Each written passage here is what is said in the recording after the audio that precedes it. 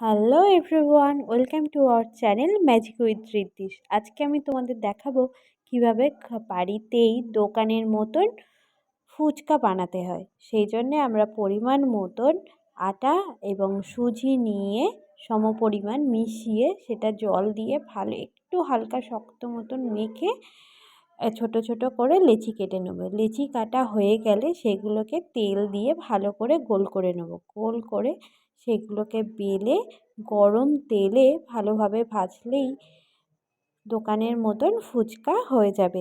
সেই ফুচকাগুলোকে দোকানের মতন মুচমুচে টেস্ট দেবার জন্যে ভালোভাবে রোদ্দুরে 2 দিন থেকে 3 দিন শুকনো করে রাখতে হবে। শুকনো করে প্লাস্টিকের মধ্যে রাখলে সেটা তোমরা 1 সপ্তাহ পর্যন্ত ভালোভাবে ব্যবহার করতে পারবে। ফুচকা তো হয়ে গেল, এবারে আলুটা বানানো যাক। প্রথমে কয়েকটা আলু ভালো করে প্রেসার কুকারে আমরা সিদ্ধ করে নিয়েছি। সিদ্ধ করে তাতে জিরে গুঁড়ো আর শুকনো লঙ্কা গুঁড়ো, ছোলা আমরা হাফ সিদ্ধ করে রেখেছিলাম, হাফ ছোলা ভিজিয়ে রেখেছি। মটরও আমরা তাই করেছি, কিছু মটর আমরা সিদ্ধ করে রেখেছি আর কিছু মটর হলো ভিজিয়ে রেখেছি। কারণ ভিজিয়ে থাকলে মটরগুলো অনেক সময় কাঁচা কাঁচা থাকে, ওই জন্য কিছুটা সিদ্ধ করে রাখা হলো আর কিছুটা হলো ওপর থেকে ছড়িয়ে দেবো বলে কাঁচা মটর আমরা রেখেছি। তারপরে কাঁচা লঙ্কা কুচি নিয়েছি, নুন নিয়েছি, চাট মশলা নিয়েছি, আর নিয়েছি হলো জলজিরা আর ধনেপাতা।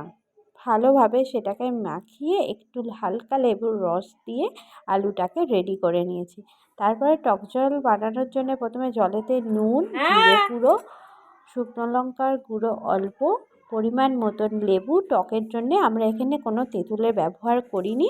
আর সবথেকে যেটা ইম্পর্টেন্ট সেটা হলো জলজিরা দিলেই একটা দারুণ টেস্ট চলে আসে। তারপরে জলটার ওপরে কিছুটা ধনেপাতা দিয়ে সুন্দরভাবে আপনারা পরিবেশন করতে পারেন দোকানের স্টাইলে ফুচকা। আর এই ফুচকাটা আপনি অনেক দিন পর্যন্ত রেখেও দিতে পারবেন, কোনো অসুবিধা নেই।